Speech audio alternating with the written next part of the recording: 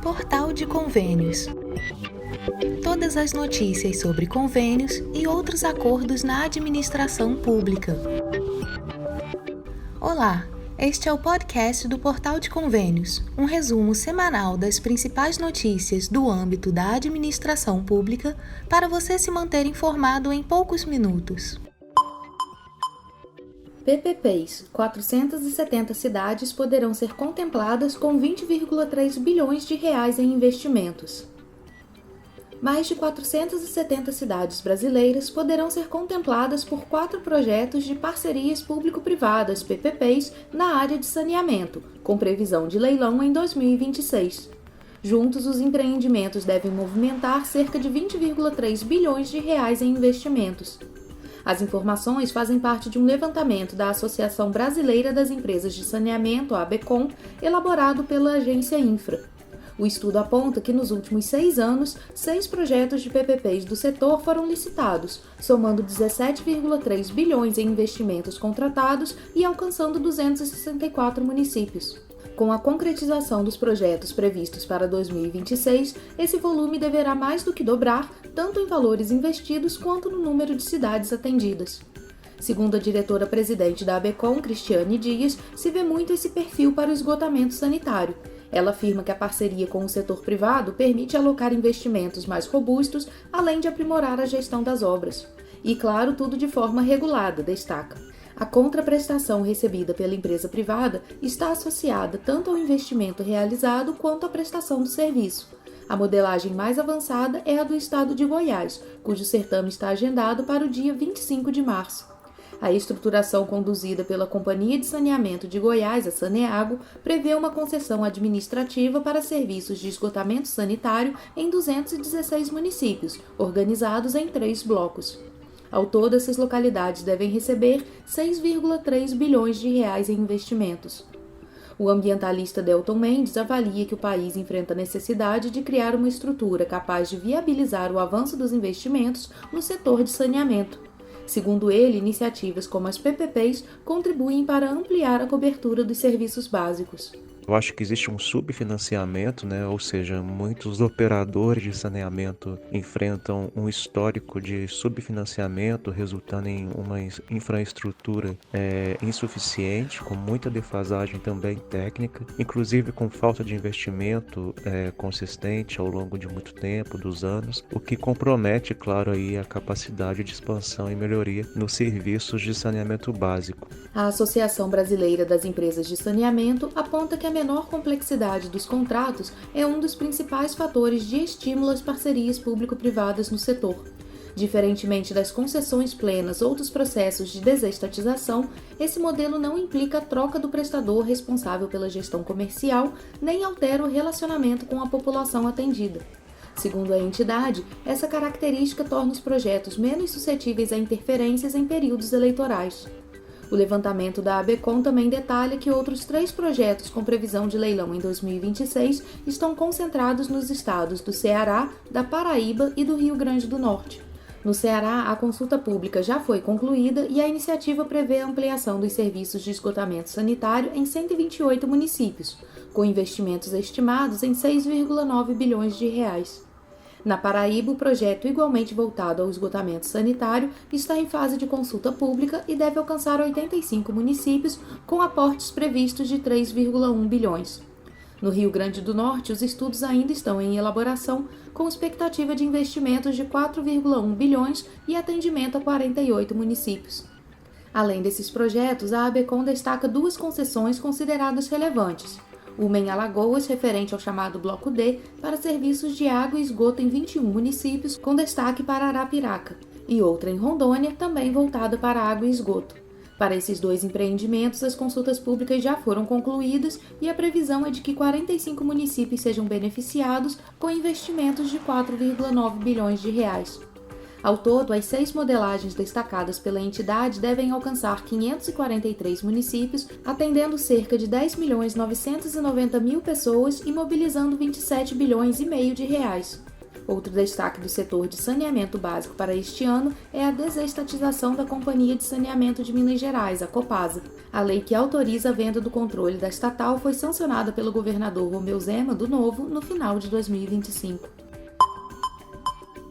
O Ministério da Cultura orienta municípios sobre transição de saldos da política Aldir Blanc para 2026. O Ministério da Cultura, por meio do Comitê Gestor da Política Nacional Aldir Blanc de Fomento à Cultura, publicou um comunicado oficial com orientações detalhadas sobre as regras de transição dos saldos remanescentes do ciclo 1 para o ciclo 2 do programa. A medida tem como objetivo assegurar a continuidade das políticas públicas culturais e o uso eficiente dos recursos públicos pelos entes federativos a partir de 2026. De acordo com o documento, o Distrito Federal, estados e municípios que possuírem saldo financeiro do ciclo 1 em suas contas em 1º de janeiro de 2026 não serão obrigados a devolver os valores à União. Esses recursos deverão ser transferidos para a conta bancária específica do ciclo 2, permitindo a manutenção dos compromissos já assumidos e a execução regular das ações culturais planejadas. O comunicado esclarece que, mesmo após a virada do ano, será possível dar continuidade à execução de editais de fomento, licitações e contratações firmadas no âmbito do ciclo 1. A única exigência é que os valores remanescentes sejam devidamente migrados para a conta do ciclo 2, garantindo rastreabilidade e conformidade com as normas do programa. Os pagamentos relacionados às ações previstas no plano de aplicação dos recursos do ciclo 1, realizados após a transferência dos saldos, deverão ser obrigatoriamente registrados na plataforma CultBR, assegurando o acompanhamento técnico e financeiro das despesas. Para facilitar a identificação dos gastos vinculados a compromissos do primeiro ciclo, o Ministério da Cultura orienta que os gestores utilizem classificações específicas na plataforma BBAgio. As categorias definidas são Obras Ciclo 1, Editais Ciclo 1 e Operacionalização Ciclo 1. Essa padronização é considerada essencial para fortalecer a transparência, o controle e o monitoramento da execução dos recursos da Política Nacional Aldir Blanc. O comunicado também detalha os procedimentos de registro e prestação de contas.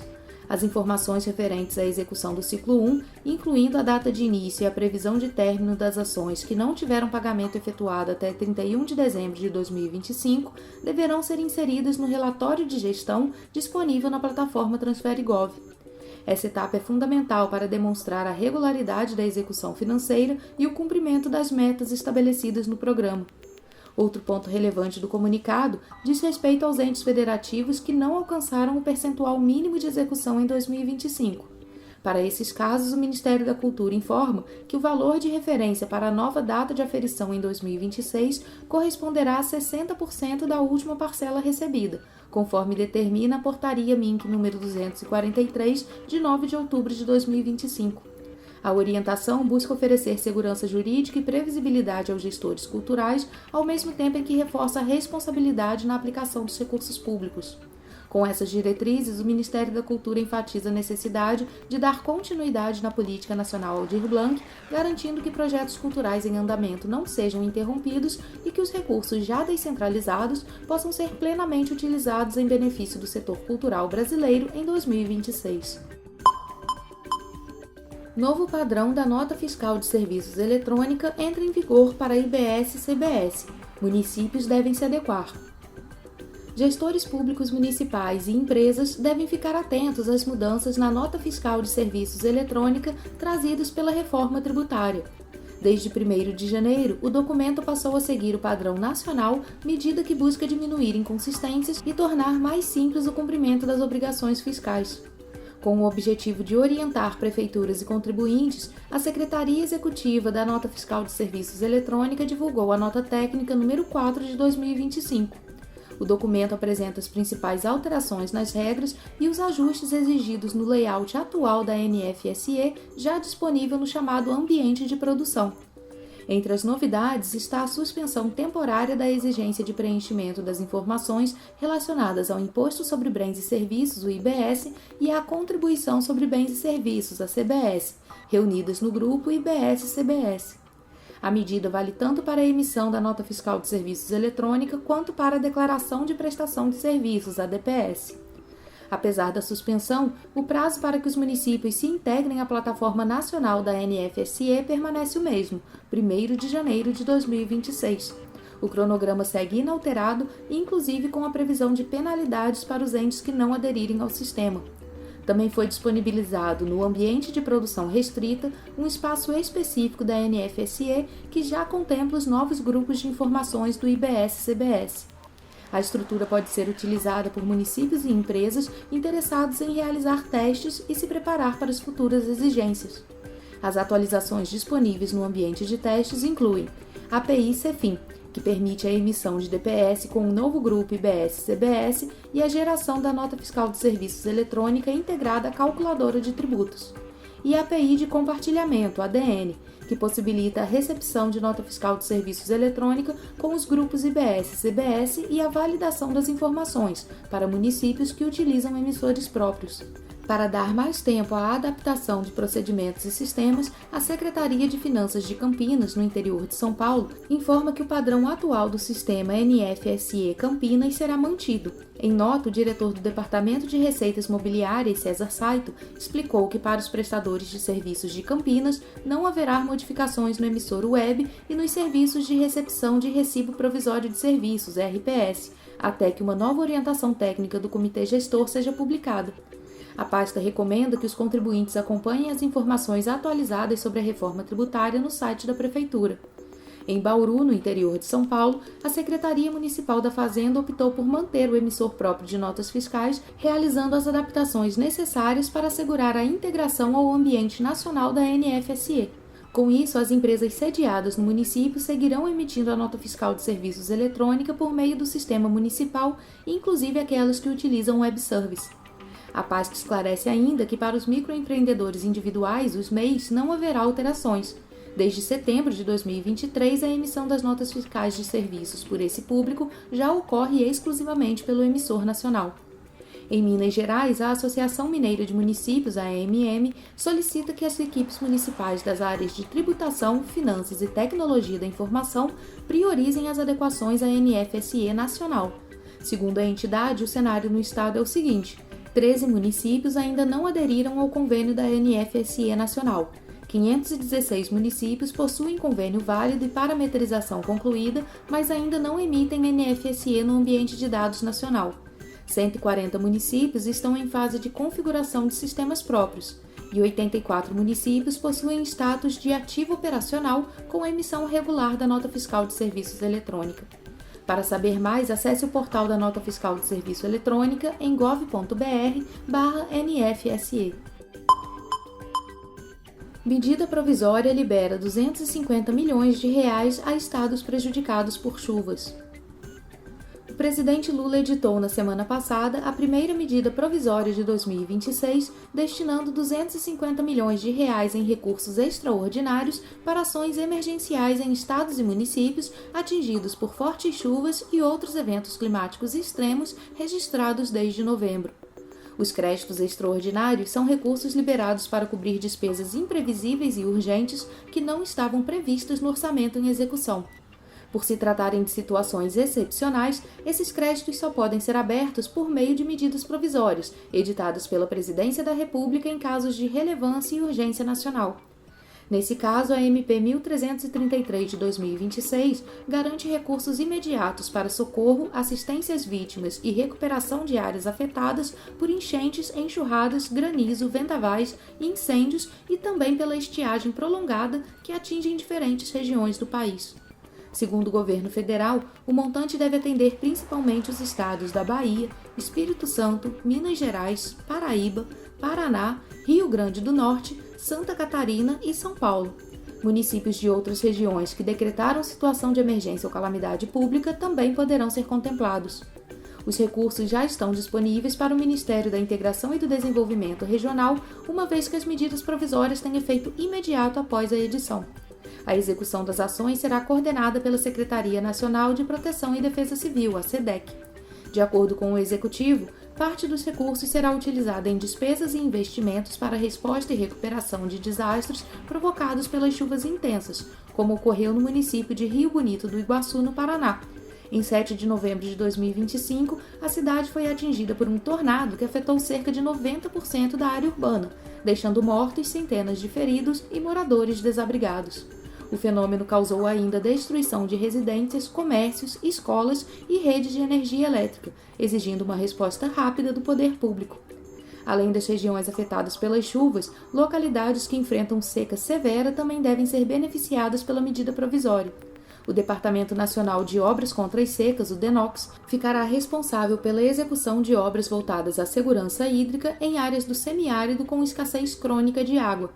Entre as ações previstas estão estudos técnicos e intervenções estruturais, como a construção de canais de adução de água bruta, pequenas barragens, adutoras e a perfuração de poços profundos.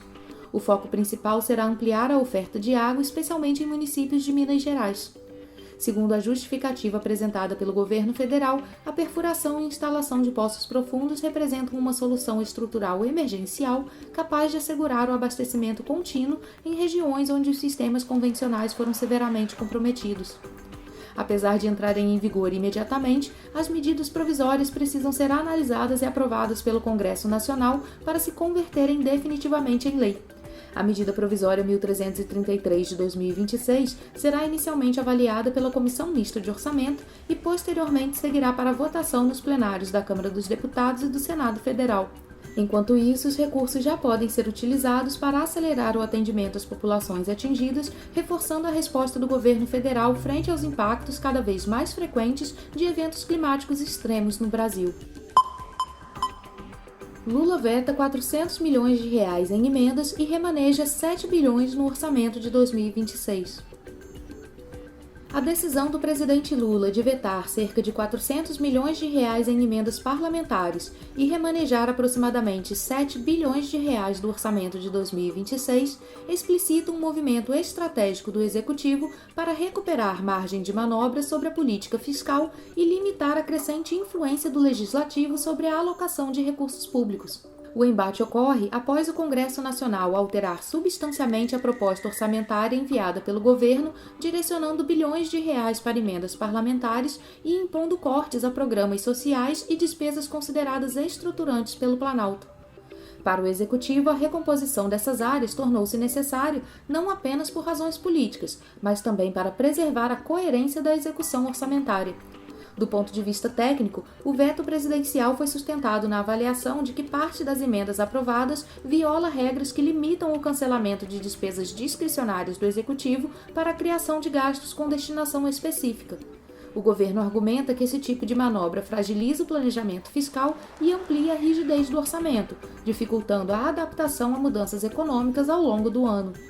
Mais relevante que o veto em si foi a opção pelo remanejamento de recursos com base em dispositivos já previstos na Lei Orçamentária Anual, que autorizam o Executivo a realocar até uma fração das despesas discricionárias sem necessidade de nova deliberação legislativa. Ao lançar mão desse mecanismo, o governo reduziu o risco político de ter seus vetos derrubados e, ao mesmo tempo, preservou instrumentos legais para recompor áreas afetadas pelos cortes. Na prática, a disputa revela um conflito estrutural sobre o papel das emendas parlamentares no orçamento brasileiro. Nos últimos anos, o crescimento desse instrumento transformou deputados e senadores em atores centrais da execução orçamentária, muitas vezes em detrimento de uma visão integrada de políticas públicas. Para o Planalto, o excesso de emendas fragmenta recursos, compromete programas nacionais e dificulta o cumprimento de metas fiscais. Por outro lado, o Congresso sustenta que as emendas representam uma forma legítima de descentralização do gasto e de atendimento às demandas regionais, sobretudo em ano eleitoral. A reação ao movimento do Executivo tende a ocorrer tanto no discurso político quanto na possibilidade de derrubada de vetos, o que mantém a instabilidade na relação entre os poderes. Mesmo após os vetos e remanejamentos, parte dos recursos permanece bloqueada, condicionada a negociações futuras entre governo e parlamentares. Isso indica que o conflito está longe de resolvido e deve se prolongar ao longo da execução do orçamento, funcionando como mais um teste para a capacidade do governo de conciliar governabilidade política com controle fiscal. Mais do que um episódio pontual, a reação do Planalto sinaliza uma tentativa de redefinir limites no jogo orçamentário, em um cenário no qual o equilíbrio entre executivo e legislativo segue sendo um dos principais desafios da governança fiscal no país.